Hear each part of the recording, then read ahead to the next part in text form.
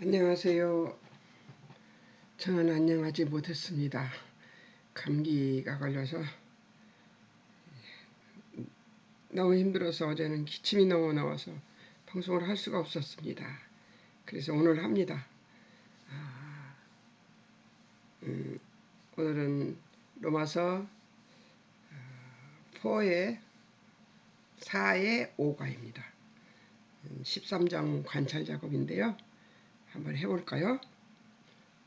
잠깐 기도하겠습니다. 사랑하는 하나님 아버지, 은혜를 감사합니다. 우리가 하나님의 말씀을 상고하고 그 말씀을 묵상하며 하나님 뜻을 알기를 소망합니다. 주여, 우리에게 하나님의 뜻을 아는 은혜를 허락하여 주시옵소서. 주님이 함께해 주실 것을 믿으며 예수님의 이름으로 기도합니다. 아멘.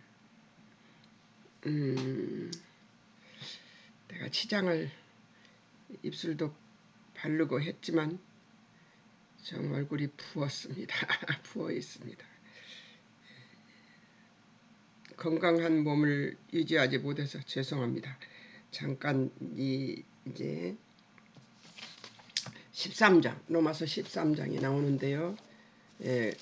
로마서 1장부터 13장까지 12장까지 무엇이었을까요? 기억하시나요? 기억하시리라 믿고 오늘은 다음 몸이 건강할 때 제가 해오겠습니다. 장 제목, 세상에서 권위에 굴복하고 사랑을 실천하며 살아가라. 12장에서 무슨 일이 있었죠? 12장에서는 이런 일이 있었죠. 12장에서 제가 밑에 거 빼서 보겠습니다. 12장에서 무슨 일이 있었느냐면 주님과 동행하는 자의 삶을 얘기했었죠. 어떤 것이 있었냐면 주님과 동행하는 자는 어떤 일이 있어요?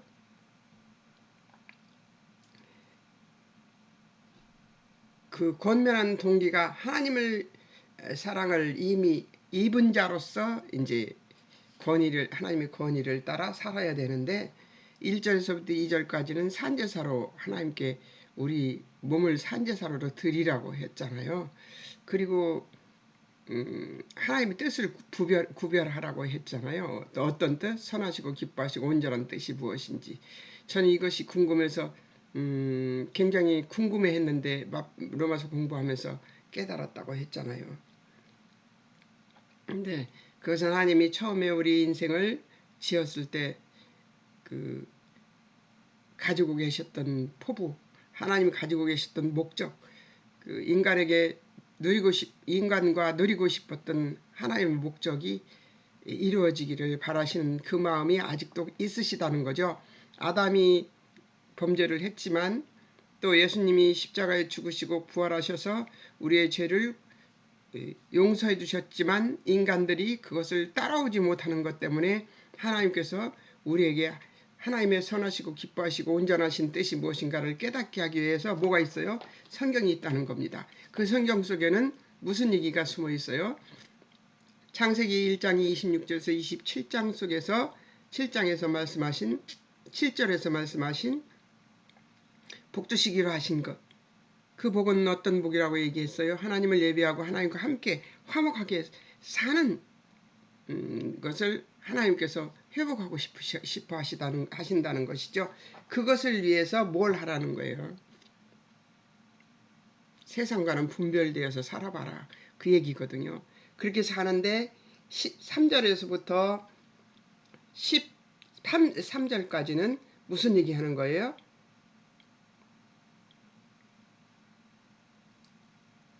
복음에 합당한 생활을 하게 하기 위해서 그 은사가 있다는 것이죠. 그 은사는 이러이러한 은사가 있는데 그 은사는 어떻게 행하라 그런 것이 있었고 어떻게 행하라 했어요. 모든 봉사는 하나님의 사랑으로, 사랑이 바탕이 되어야지만 그 봉사가 온전한 봉사가 될 수 있다고 얘기를 했습니다. 그래서 빌립보서와 야고보서를 통틀어 같이 보면서 무슨 얘기했어요? 복음에 합당한 생활을 위해서 살라고 얘기를 한 것입니다. 그 다음에 세상에서 영적 전투의 전사로서 이제 공동체에 대해서는 이렇게 사랑으로 살지만 세상에서 원수를 대해서는 어떻게 하라고요? 선으로 악을 이겨서 생활하라고 얘기를 했어요. 그런 다음에 바로 하나님께서 무슨 얘기를 하냐? 세상의 권위에게 굴복하고 살아가라는 얘기를 합니다. 권세의 정의, 엑소시아, 권위 있는 자들이 권세들에게 굴복하라 이러면서 1절에서 7절이 나옵니다. 권세의 정의, 엑소시아, 엑세스타, 그것은 가능한 일이다, 용인이나 허용되어 있다 해서 유래했는데요. 용인이나 허용이 되어 있다 하는 말 속에 권세라는 말이 들어있다면 누가 용인하고 누가 허용했을까요?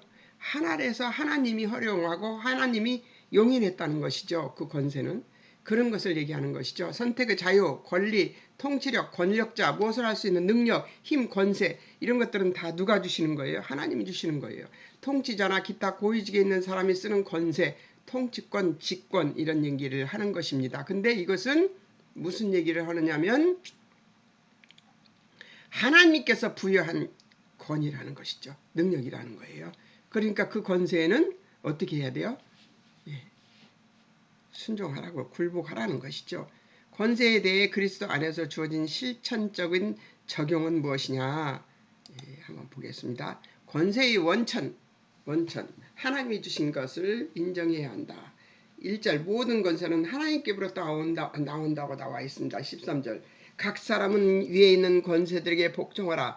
권세는 하나님으로부터 나지 않음이 없나니 모든 권세는 다 하나님께서 정하신 바라. 권세를 만들어 이 세상의 질서를 만들기 위해서 권세에게 능력을 주시고 권위를 주시는 것도 하나님이 하신 일이라는 것이죠. 그러니까 뭐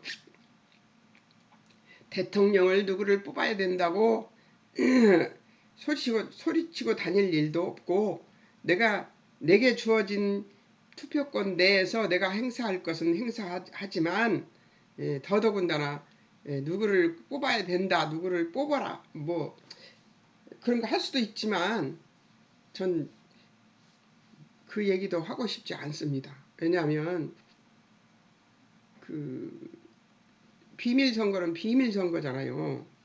그러니까 누구를 뽑아놨는지는 그걸 뽑아놓게 하는 것은 하나님이 하시는 것이니까 기도도 저는 그렇게 합니다. 하나님 이 다음 대통령 선거와 국회의원 선거를 하나님께서 주관하시옵소서. 하나님이 뽑을 자와 뽑힐 자를 선별하시고 하나님께서 정하신 권세자를 세우시옵소서. 이 나라를 하나님께서 살려주시기를 소망하며 아버지께 기도합니다. 이것이 저는 투표에 대한 제 생각이 전부입니다. 나는 누군가를 뽑아요. 그러나 다른 사람이 누군가를 뽑는 것에 대해서는 할 말이 없습니다. 왜냐하면 하나님께서 정하시는 거니까요. 그 사람이 가서 그거를 뽑는 거는 그 사람을 찍어서 뽑는 거는 하나님의 뜻이에요. 그래서 저는 선거는 하나님의 뜻이다 이런 생각을 하는데요. 제발 그렇게만 됐으면 좋겠습니다. 우리가 모두 그런 생각을 갖고 있으면 태극기 들고 나가서 떠들지 않아도 되고 차분히 생각했으면 좋겠어요. 선거는 좀. 자, 하나님의 사자가 되어 선을 이루는 자라는 것이죠. 왜냐하면 권세를 가지면 어떻게 할 수 있어요? 다른 사람들을 이렇게 저렇게 명령할 수 있잖아요. 다른 사람들에게. 그렇기 때문에 하나님의 사자가 되어 있다는 얘기를 하고 있는 거예요. 근데 지금 사람들이 권세자들을 권세자들로 보는 시각이 없죠. 그러나 걔 중에 괜찮은 권세자들도 있습니다. 예. 그러니까 이 나라가 여기까지 와서 이 자유를 누리면서 예배도 드리고 기도도 할 수 있고 하나님을 찬양합니다 소리를 자유롭게 할 수 있는 나라가 되어 있지 않습니까? 이것이 하나님의 은혜 아니면 무엇이겠습니까? 사자 공연히 칼을 가지지 아니하였음. 하나님의 도구라는 거죠. 네, 공연히 칼을 가지지 않았다는 거예요. 4절 악행자에게 진노하심을 위해 보응하시는 자, 보응하는 자. 그러니까 그 중에는 법관도 있고 뭐 권세들 위에는 뭐 법관도 있고 많죠. 예, 그런 것 자들은 악행자에게 진노하심을 위해 보응하는 자로 서야 되는 것이죠. 이제 우리는 이들을 내게 순종해야 돼요. 그런데 이 일을 맡은 사람들이요. 이 일을 맡은 사람들은 어떻게 생각해야 될까요? 하나님이 맡겨주셨다는 것을 잊지 않아야 되는 거죠. 예. 공정성을 잃지 않기 위해서 애를 써야 되고요. 또 그리고 공연히 칼을 가지고 있지 않다는 것을, 하나님의 도구라는 것을 잊어버리지 않아야 된다는 것이죠. 예. 악행자에게 진노하심을 위해서 보응하는 자라면은 어떻게 해야 될까요?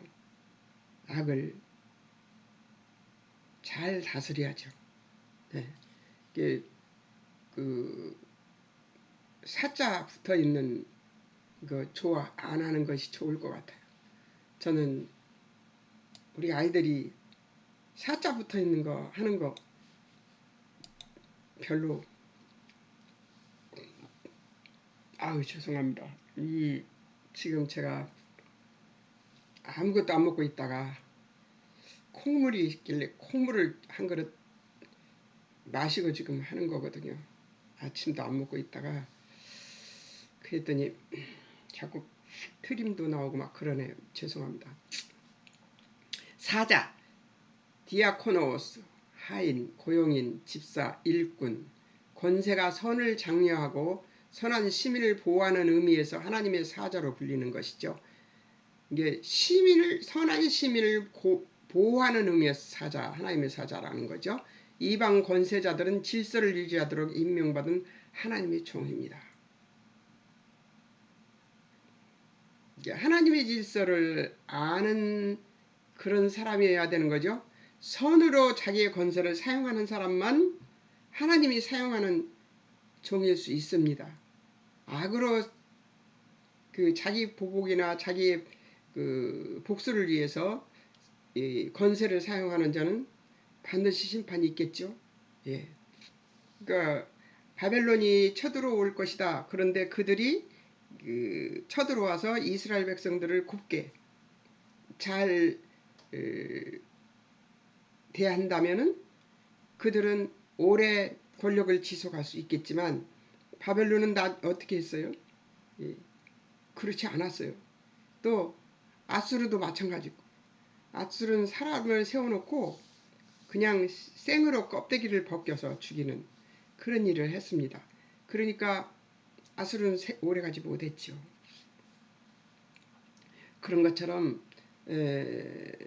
권세를 주었는데 그 권세를 함부로 사용하는 그런 자들 지금도 있죠. 예, 지금 러시아의 푸틴 같은 사람, 예, 또 그것을 부추기는 사람도 그 옆에 바로 있죠. 예, 그런 그 권세자들 하나님께서 반드시 심판하십니다. 예, 무섭습니다. 저는 그런 기도를 세계 기도를 하면서 이 아시아가 복음으로 하나 되는 그런 역사가 일어났으면 좋겠다는 생각을 하면서, 사실 굉장히 어둡죠. 아시아는 우상도 많고 또 토속 신앙들이 너무 많아서 하나님이 너무 오래 떨어뜨려 놨어요. 유럽 전체와 미대륙 그쪽으로 복음이 전파되면서 사실 아프리카만큼이나 아시아도 어둡습니다. 그러나 요즘 들어오는 소식에 의하면 인도네시아 같은 나라는 복음이 확산되고 있고, 우리나라도 역시 마찬가지고, 일본도 복음을 많이 받아들이는 것 같아서 너무 좋고요. 중국도 역시 마찬가지지만 뭐 표면적으로 탄압을 하고 있지만 속내에서는 많이 왕성해지고 있다는 것을 듣습니다. 좋은 일이 있으리라고, 아시아에 좋은 일이 있으리라고 생각합니다. 아시아를 위해서 정말 열심히 기도합니다. 아시아가 복음화되어서 믿음의 기지가 되기를 소망하고 있습니다. 다시 유럽으로 복음이 전파되는 그런 기지가 되기를 바라는 그런 생각을 갖고 있습니다. 싸우다에서 유래했는데요. 제사, 도살, 도리, 요리, 면도, 삭발, 정원 손질에 사용된 칼, 군도, 단검, 검을 의미하며 권위의 상징, 칼을 가지는 것은 당시 관원의 모습이었어요. 그러니까 칼도 마찬가지입니다. 그렇게 사용하는 것이죠. 권세자에 대한 태도, 하나님의 뜻에 순복하는 의미에서 양심껏 복종해야 하는 대상, 양심껏 복종해야 되는 대상이니까 뭐예요? 하나님의 뜻에 반한 권세자에게는 복종 안 해도 된다는 얘기입니다. 예. 근데 그거를 저는 그렇게 생각해요. 그거를 티를 낼 필요는 없다. 다만 안 하면 되는 것이니까. 예. 그래서 그들에게 포복을 당하는 것보다는 조용히 있는 게 낫죠. 예. 아무 소리 안 하고 가만히 있으면서 기도하면 된다고 저는 생각합니다. 권세자에 대한 태도, 하나님의 뜻을 순복하는 의미에서 양심껏 복종해야 하는 대상, 무조건 복종하라는 얘기는 아니라는 것이죠. 이해가 가십니까? 예. 1. 복종하는 자세. 2절 하나님 거역, 권세 거스리는 것이며 심판받게 될 것이라고 합니다. 그러니까 권세를 거역하는 것은 하나님의 뜻에 맞지 않는 것이지만 하나님 뜻이 반하는 권세의 그 눌림은 거역해도 된다는 얘기입니다. 3절 권세 두려워하지 않으려면 선을 행해야 되는 것이죠. 예, 권세를 두려워하지 않으려면 선한 삶을 살아야 된다는 거죠. 4절 악한 일을 하면 두려워해야 되는 것이고 5절 노를 인하여 굴복하지 말고 양심을 인하여 굴복해야 되는 것이죠. 그 권세가 나를 향하여 노를 바라는 것 때문에 두려워서 굴복하는 것이 아니고 내 양심에 이게 하나님 뜻에 맞으면 굴복하는 것이 맞다는 그 얘기를 지금 5절에서 하고 있는 것입니다. 5절 한번 다시 읽어볼까요? 그러므로 복종하지 아니할 수 없으니 진노 때문에 할 것이 아니라 양심을 따라 할 것이니라. 여기에 양심을 넣어둔 것은 바울이 양심이라고 넣어둔 것은 하나님을 뜻을 분별하는 그 분별력을 얘기하는 것이라고 생각이 듭니다. 6절 공세를 바치는 것도 굴복하는 것입니다. 세금 내는 것이 굴복하는 것과 같은 것입니다. 예. 7. 관세를 받을 자에게 관세를 바쳐야 합니다. 세금은 내야 된다는 얘기죠. 예. 거스리는 이라는 단어인데요. 안티타소, 안티와 타소라는 말이 합쳐진 말인데요. 정렬하다, 배열하다에서 유래했는데요. 제가 이게 낮 시간이라서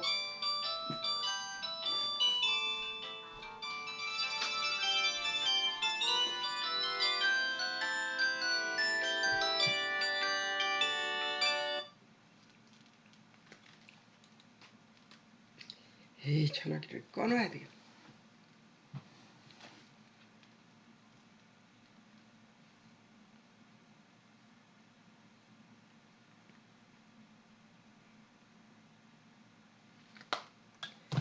전화기를 껐습니다.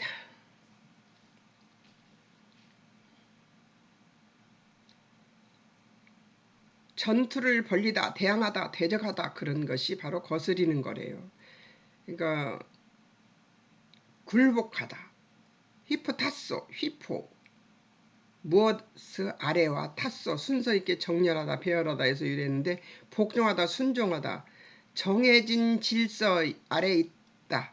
국가가 세운 사회 질서에 순응한다는 것을 얘기하고 있습니다. 자, 권세에게 굴복하는 방법을 말씀드리는데요. 실천적 적용을 이행하라는 것이죠. 7절, 국세를 받을 자에게 국세를 바쳐야 한다. 받을 자인데 디귿이 바자 밑에 들어갈 디귿이 을자로 들어가 있네요. 국세를 받을 자에게 국세를 바쳐야 한다. 7절, 두려워할 자를 두려워하며 존경할 자를 존경해야 한다. 공세는 개인 부담할 세금이고요. 인드세라는 거예요. 사람 머리마다 얼마씩 내는 것이었어요. 속국 국민이 바치는 세금, 주민세라는 것이죠.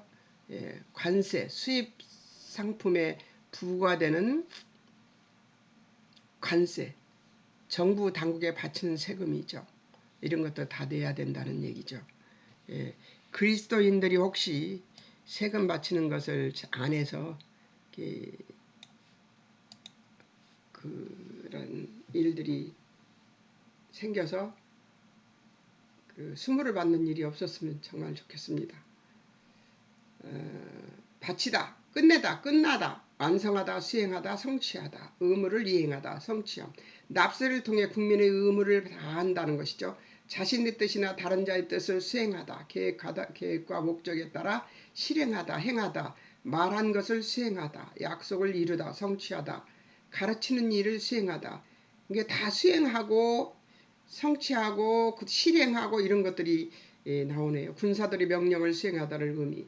입법자의 법령 또는 하나님의 뜻과 기도에 대해서도 사용되는 단어가 바치다는 단어래요. 이 바치다는 단어는 그 약속을 수행하는 것에 대해 사용되는 단어인 것 같아요.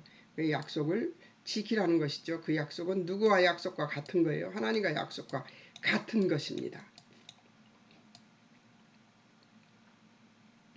자, 이제 순종하는데 순종하면 그 다음에 그것에 한계가 있을 거 아니에요. 어떤 한계가 있는가에 대해서 이제 좀 보겠습니다.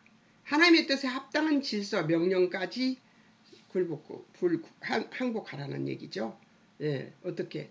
사도행전 4장 1절에서 22절. 권세자들의 말보다 하나님 말씀 듣는 것이 옳다는 것이죠. 아까 얘기했잖아요. 양심에 맞게 순종하라는 얘기가 바로 이것입니다. 하나님 뜻에 합당한 질서와 명령까지를 순종하라는 것이죠. 사도들의 복음 전파를 싫어하여 막는 자들이 모여 사도를 신문하는데 너희가 무슨 권세를 그러느냐 하고 사도행전 4장 1절 7절에 그렇게 얘기하는데 베드로가 성령이 충만해서 어떻게 했어요? 백성의 간원과 장로들에게 그리스도를 증거합니다. 18절 반대하는 자들은 복음이 민간에게 퍼지지 못하게 하려고 사도들을 위협하고 경계하죠. 근데 베드로는 굴하지 않습니다. 자, 20절 한번 보겠습니다. 베드로가 뭐라고 얘기해요? 20절 베드로와 요한이 굽히지 않습니다. 하나님 앞에서 너희 말 듣는 것이 하나님 말씀 듣는 것보다 옳은가 판단하라. 우리는 보고 들은 것을 말하지 아니할 수 없다. 이렇게 얘기를 하고 있습니다.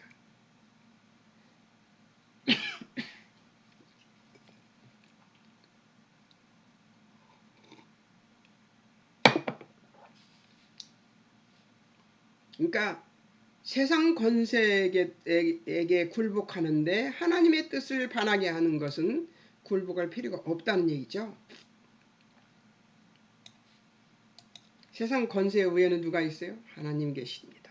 그 하나님이 하나님의 뜻을 반해서 하나님의 뜻에 맞지 않는 이 굴복을 순종을 국민들에게 저기를 하잖아요. 지금 기독교를 탄압하는 나라들이 있죠. 그런 나라들의 권위에게는 굴복 안 해도 된다는 얘기를 하고 있습니다. 사람보다 하나님을 순종하는 것이 마땅합니다. 17절 대제사장과 사도행전 5장 17절 29절인데요. 17절 대제사장과 사두개인의 당파가 마음의 시기가 가득하여 사도들을 옥에 가둡니다. 18절 20절 주의 사자가 옥문을 열고 생명의 말씀을 백성에게 전하라 명령합니다. 21절 28절 대제사장과 공회와 이스라엘 족속 원로들이 사도들을 신문합니다. 29절 베드로와 사도들의 대답 한번 보겠습니다. 29절 베드로와 사도들의 대답 사람보다 하나님을 순종하는 것이 마땅하니라. 너무 당당하게 대답을 하는 것 같습니다. 감사하지요. 출애굽기 1장 15절 21절 애굽 왕의 명령보다 하나님을 두려워한 히브리 산파들이 있습니다. 모세를 살리죠. 빌립보서 3장 20절 그리스도인의 시민권 하늘에 있다고 얘기합니다. 창세기 9장 5절 6절 하나님 반드시 생명의 피를 찾으실 것입니다.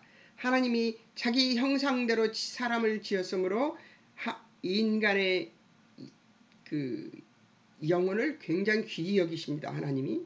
그런데 인간의 영혼을 괴롭히는 것을 그냥 두고 계실까요? 하나님이? 절대 그렇지 않는다고 봅니다.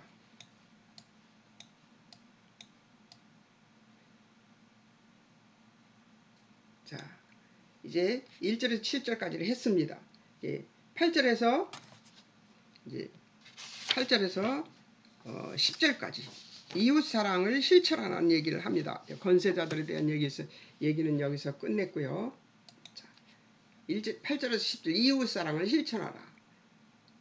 이웃사랑, 그리스도의 영광을 위해 적극적이고 헌신적인 사랑을 실천하라는 얘기인데요. 8절에서 10절 이웃사랑은 율법 완성이다 이렇게 나옵니다. 8절을 한번 볼까요? 8절 피차 사랑의 비두에는 아무에게든지 아무 빚도 지지 말라. 남을 사랑하는 자는 율법을 다 이루었느니라. 이웃사랑도 참 무섭더라고요. 힘들어요. 왜 그러냐면요. 나는 분명히 사랑으로 얘기했는데 그 사람은 사랑으로 받아들이지 않고 그것을 잘난 척으로 받아들인다거나 오해해서 받아들이는 것에는 방법이 없더라고요. 좀 그렇습니다. 사랑의 빚 외에 아무에게든지 빚지지 말라. 남 사랑하는 거 율법을 다 이룬 것이랍니다. 율법을 이루는 길은 조금 험난합니다. 나는 사랑으로 말했어도 그들이 들을 때 사랑으로 받지 않으면 그것이 사랑이 되지 않고 비아냥이 된다든가 그 사람의 마음을 괴롭게 하는 일이 되어버리면 난감하더라고요. 난감합니다. 요즘 제가 그 일을 경험했는데요. 9절 모든 계명 내 이웃을 내 자신과 같이 사랑하라는 말씀 가운데 다 들어있다는 거예요. 10절 사랑은 율법 완성이고 이웃에게 악을 행치 않음으로 그런 일을 할 수가 있다는 것입니다. 다 들어있다는 말이 무슨 뜻인지를 한번 보기 위해서 단어 연구를 해봤습니다. 다 들어있다 하는 말을 무슨 뜻인가 한번 봤습니다. 아나케팔라이 오마이 요약하다 합계하다 요점을 되풀이하여 말하다 몇 개의 머리들을 한 곳에 모은다. 몇 개의 머리들을 한 곳에 몇 개의 머리들이 한 곳에 모으면 어떻게 됩니까? 좋은 생각이 떠오른다 그 얘기죠. 그 속에 다 들어있단 말은 그런 말입니다.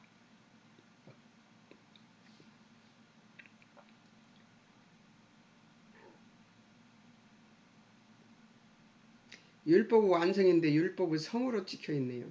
이렇게 검사를 많이 해도 이 방송하기 전에 미리 보거든요. 근데 율법은 성으로 써있네. 율법 완성인데 율법 완성, 율법 노모스, 네모, 할당하다, 분배하다, 지정하다. 이제 노모스라는 말과 네모, 노모스라는 말은 네모라는 말에서 이제 유래했다는 것이죠. 율법이라는 말은 네모, 할당하다, 분배하다, 지정하다에서 유래한 말이에요. 그러니까 나누다는 의미도 있겠죠. 율법, 법, 규범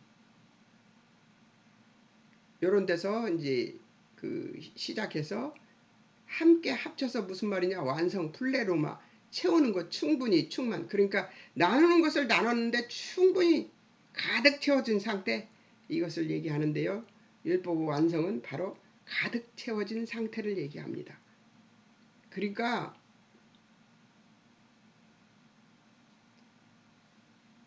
율법이 완성되는 것은 어떤 거예요?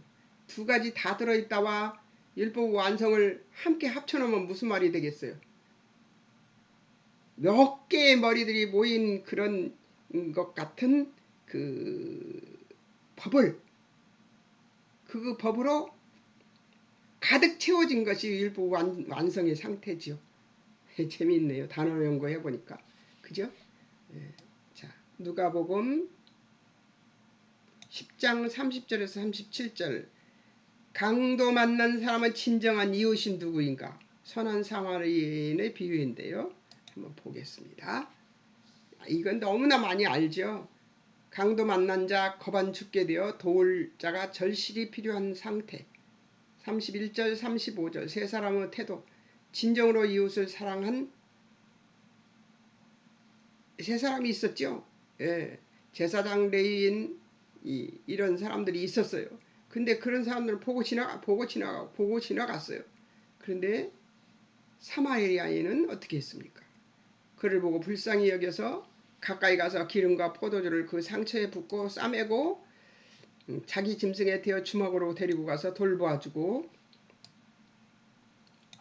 이거 너무나 잘 아는 일이라서 슬슬 읽으며 넘어갑니다. 35절. 이튿날 두 데나리온 주막 주인 주면서 돌봐줄 것을 부탁하고, 35절. 부비 모자라면 돌아올 때 더 주겠다고까지 얘기를 하는 그런 친절한 사마리아인을 봅니다. 진정한 이웃은 어떤 사람들이에요? 진정한 이웃은? 예? 진정한 이웃은 어떤 사람입니까?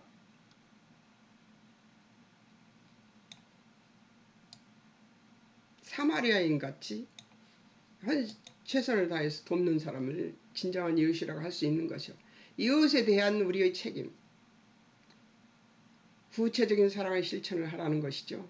마태복음 5장 41절과 8절에서 10절을 보는 것입니다. 자, 마태복음 5장 42절. 구하는 자에게 주고 꾸고자 하는 자에게 거절하지 말라는 거죠. 우리 이제 본문 8절에서 10절. 이웃사랑이 율법의 실천이다. 아무에게도 빚지지 말라는 거죠. 9절. 내 이웃을 내 자신과 같이 사랑하라. 간음, 살인, 도둑질, 탐냄 그런 거 하지 말라는 거죠. 10절. 이웃에게 악을 행치 말라고 얘기를 하고 있습니다. 십계명이 나오는 것 같은 느낌이 들죠. 그렇습니다.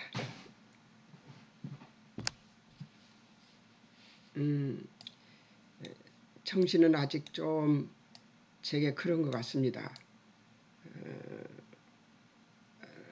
해보니까 어저께 못해서 오늘 하는데 기침이 좀 멈췄어요. 기침약을 센 약을 어제 지어다 먹었더니 기침이 멈춰서 방송을 오늘 해보니까 눈도 흐리고 좀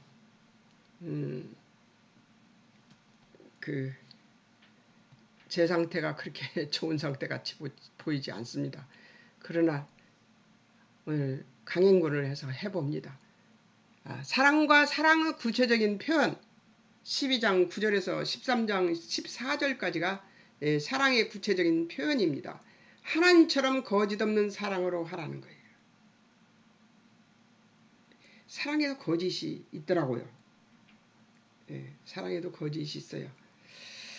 12장 9절. 거짓 없는 사랑을 하라. 악을 미워하고 선에 속하여.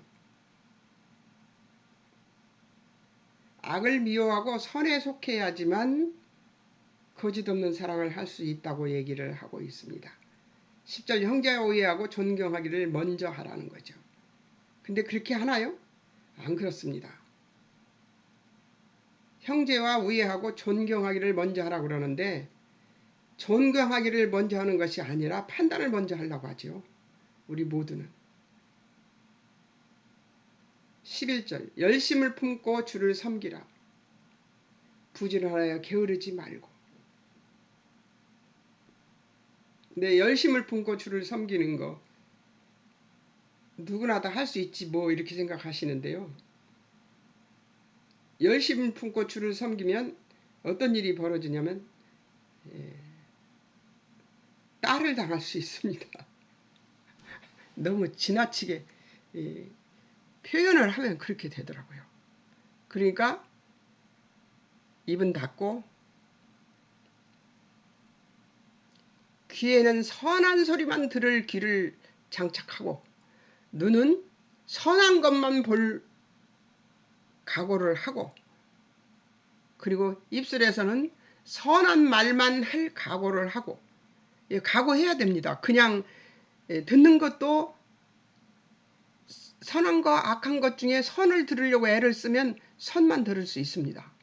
그런데 그거를 노력 안 하면 여기서 지금 열심을 품고 주를 섬기라 부지런하여 게으르지 말고 이 말에는 그 열심에는 그냥 으쌰으쌰만 열심히 하라는 그런 얘기는 아니라는 것입니다.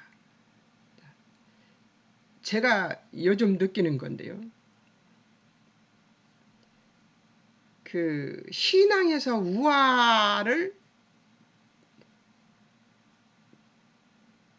우아함을 품으려고 생각하는 그런 사람들이 있더라고요. 신앙은 거짓 없는 표현인데 사랑의 표현이잖아요. 근데 그 사랑의 표현을 거짓 없이 하는 사람에게 경박스럽다는 생각을 품는 사람들이 있다는 것을 요 근래에 깨달았습니다. 사랑의 표현에 사랑 표현을 하는 것을 경박스럽게 보는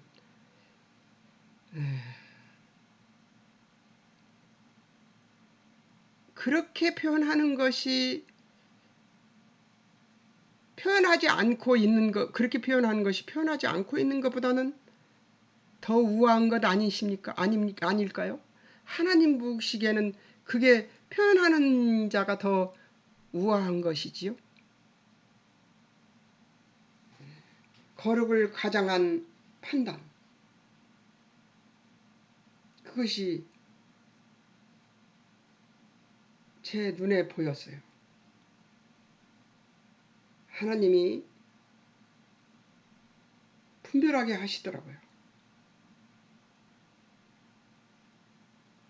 어느덧 저도 그러려고 애를 쓰더라고요. 그래서 제가 화들짝 놀랐습니다.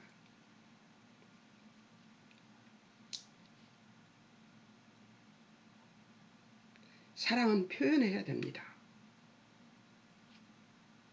부지런하여 게으르지 말고 열심을 품고 주를 섬기면서 그 주를 섬기고 얻은 기쁨 그런 것들은 나눠야 되는 거죠.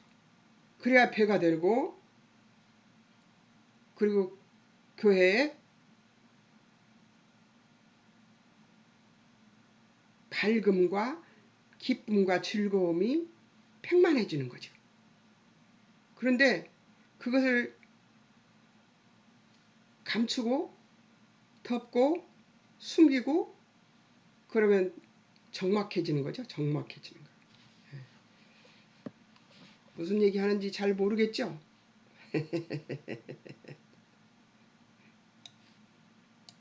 사랑은 표현해야 된다는 얘기를 지금 하고 있는 것입니다. 사랑을 표현하지 않고 입술로도 행동으로도 표현하지 않으면 그 사랑은 도태되는 것이죠. 표현해서 다른 사람들도 그 사랑에 전염되도록 만들어야 되는 것이죠. 감기가 전염되듯이 사랑은 전염돼야 되는 거예요. 그런데 지금 대한민국 모든 교회에서는 그 사랑을 전염시키는 것을 두려워합니다. 그리고 그것이 성숙한 그리스도인의 모습이 아니라고 결론 지은 교회들이 꽤 있습니다. 아닙니다.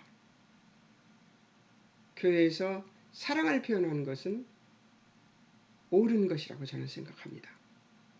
그리고 그 사랑은 전염되어야 된다고 저는 생각합니다. 전염되어서 이 사람이 받은 사랑, 이 사람이 이 사람에게 받은 사랑을 이게 배가가 되는 거죠. 이 사람이 하나를 받았으면, 이 사람이 하나를 줬으면 이 사람은 두 개가 되는 거죠. 이 두 개가 된 것을 또 다른 사람에게 또 전해주면 기하급수적으로 사랑받은 사랑이 퍼져나가지 않겠습니까? 그런데 이것을 막아버려요. 그건 아니라고 생각합니다. 12절 소망 중에 즐거워하고 환난 중에 참으며 기도하는 것이죠.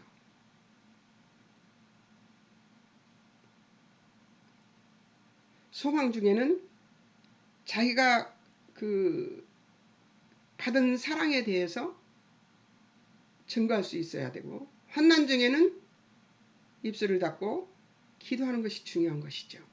13절 성도도 쓸 것을 공급하며 손 대접하기를 힘쓰라. 이게 사람들은 여기에서 이 말에서 성도들의 쓸 것을 공급하면 성도들은 다 있다는 거죠. 손 대접하기를 힘쓰라. 여기에 치중하고 있는 것 같아요. 내 교회를 자랑하기 위한 손 대접. 대한민국 교회들이 이 일을 많이 하는 것 같은데요. 성도들 쓸 것을 공부하는 것이 더 급합니다. 예. 그들은 물질만이 아니에요. 사랑이 고픈 사람들이 정말 많습니다. 예, 사랑이 고픈 사람들이 정말 많다는 것을 저는 해집고 다니면서 그런 것을 많이 보는 사람이라서 사랑이 필요한 사람이 굉장히 많다는 것을 대한민국 교회는 안 잊었으면 좋겠습니다. 14절 핍박하는 자를 축복하라. 저는 여러 번 경험했습니다. 신학교 다닐 때 저를 핍박하는 사람을 말을 전해주는 사람 더 나쁜 사람이에요. 그 전해주는 사람한테 말을 전하는 네가 정말 더 나쁜 사람이다. 내가 그러면서 그 사람은 나한테 이렇게 잘했던 사람이다. 그리고 앞으로도 잘할 것이다. 나는 그를 믿는다. 그가 그런 말을 했을 때는 그럴 만한 이유가 있었을 것이기 때문에 나는 그 사람이 그렇게 말했다고 해서 그 사람이 나를 그렇게 취급하는 사람이라고 생각지는 않는다. 말을 전해준 네가 가장 우리 셋 중에 제일 나쁜 사람이다. 그러면서 다시는 남의 말을 옮기는 것, 좋은 소리 옮기는 건 좋은 거다. 그러나 나쁜 소리 옮기는 건 다시는 하지 마라. 그래 신학교 다닐 때 친구한테 그렇게 야단을 한번 쳤던 기억이 나는데요. 그 뒤에 그 사람이 그 말을 또 가서 전했더라고요. 좋은 말이라고 해서 전했다고 그러면서 저한테 전했다고 얘기를 하더라고요. 근데 그 사람이 나를 핍박했던 그 사람이 돌아서서 확실하게 다른 행동을 하면서 가까워졌던 기억이 있습니다. 그러나 그렇게 되면은 그렇게 그 속에서 교회 내에서 그렇게 나빠질 것이 없잖아요. 그리고 교회 밖에서도 마찬가지입니다. 핍박하는 자를 축복하는 것은 정말 하나님의 옳은 방법인 것 같아요. 15절 즐거워하는 자들과 함께 즐거워하고 우는 자들과 함께 울라. 우는 자들과 함께 우는 것은 얼마든지 울 것 같은데요. 즐거워하는 자들과 함께 즐거워하는 이것은 우리 심령 속에 이해관계가 있어서 진정한 내가 이 즐거워하는 자들과 함께 즐거워하는 이 자인가는 정말 거듭 살펴봐야 되고 그것을 못할 때 회개하고 반성해야 된다고 저는 생각합니다. 저는 이 즐거워하는 자들과 함께 즐거워하고를 했는데 상대가 그거를 오해하더라고요. 그런 때도 있었어요. 그런 일들이 즐거워하는 일에 참 일이 어렵다는 것을 알 수 있었습니다. 우는 자들과 우는 것은 누구나 할 수 있는데요. 즐거워하는 자들과 즐거워하는 일은 굉장히 조심스러운 일이더라고요. 상대가 그걸 진정으로 받아들였는데 받아들이지 않을 때는 오해가 생기기도 하고요. 어렵더라고요. 항상 좋은 일이 생겼을 때 그 상대를 진심으로 축하해주고 기뻐해주는 이 표현을 하는 것이 우리 대한민국 사람들에게는 참 잘 안 되어 있는 그 훈련이거든요. 그렇기 때문에 조심해서 항상 그 해야 될 것 같아요. 그거를. 예, 16절 낮은 데 처하여 지혜 있는 채 말라. 저한테 하는 얘기 같습니다. 17 악으로 17절 악으로 악을 갚지 말고 갚지 않고 모든 사람 앞에 선한 일을 도모하라. 이거는 뭐 여러분들한테 말 안 해도 알죠? 예, 18절 할 수 있거든 모든 사람으로 더불어 평화하라. 예, 그래야 되겠죠? 19절 친히 원수를 갚지 말라. 원수가 필요한 것을 공급하라. 원수가 필요한 것을 공급할 할 수 있습니까? 어렵습니다. 어렵지만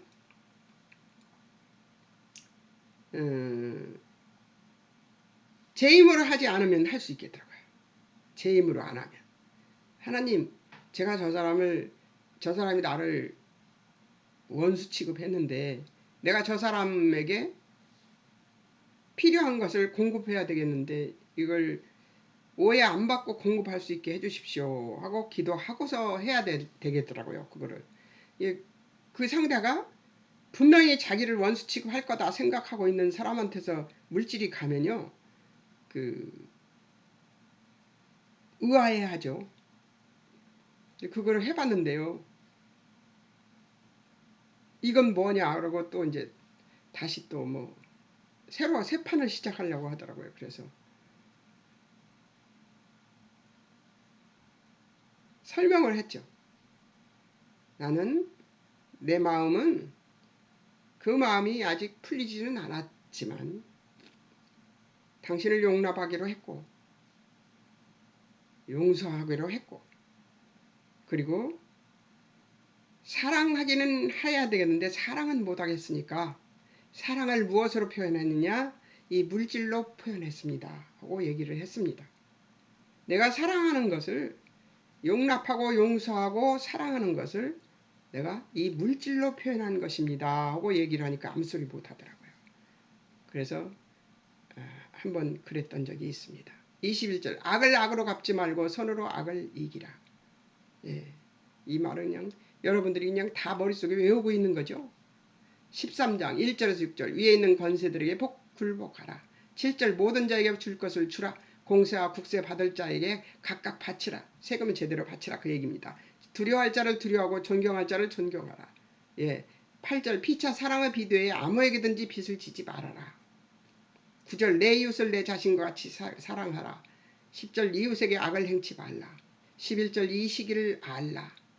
구원이 처음 받을 때보다 가까웠음을. 그렇죠. 네. 예수님 재림 때는 점점 가까워오고 있습니다. 그렇기 때문에 우리는 항상 깨어 있어야 되는 것이죠. 그리고 이 일들을 다 하면서 살아야 됩니다.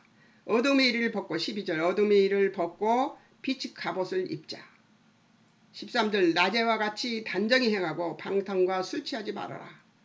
예, 낮에와 같이 단정히 행하고 언제든지 밤이 올 때가 온다는 것이죠. 13절 음란과 호색하지 말며 쟁투와 시기하지 말라.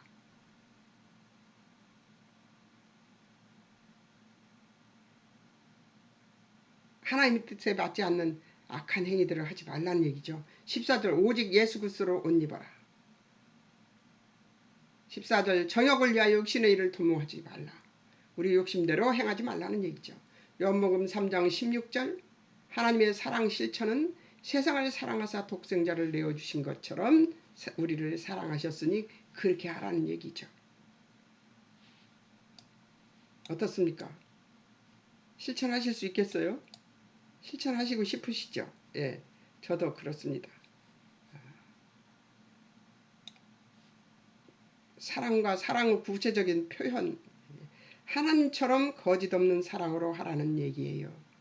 이것을 할 수 있는 사람이 되어야 된다는 얘기를 지금 하고 있는 것이죠. 오늘도 49분이나 됐네요.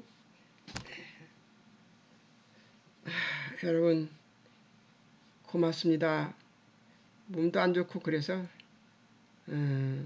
더듬고 힘들었습니다. 승리하시길 바랍니다. 다음 목요일날 만날 때는 싱싱히 갖고 만나겠습니다. 잠깐 기도하겠습니다. 사랑하는 하나님 아버지, 우리는 우리 앞에 권위가 있는 권세자들 앞에 복종하기를 별로 즐거워하지 않습니다. 그러나 하나님, 그들의 권세가 하나님이 주신 것이라면 우리는 복종해야 된다고 생각합니다. 하나님, 그 권세에 복종할 수 있는 우리에게 믿음을 주시옵소서.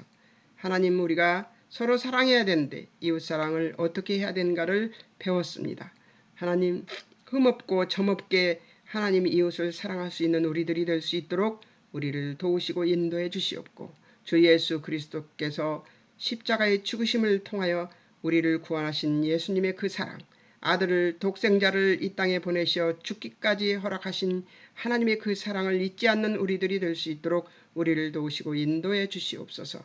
하나님, 육신이 강건치 못한 주의 아버지 하나님 영혼들을 위하여 하나님께서 주여 아버지 치유의 은사를 베풀어 주실 것을 믿습니다. 오늘도 하나님께 이 은혜를 구하며 감사와 찬송을 올려드렸고 예수님의 이름으로 기도합니다. 아멘.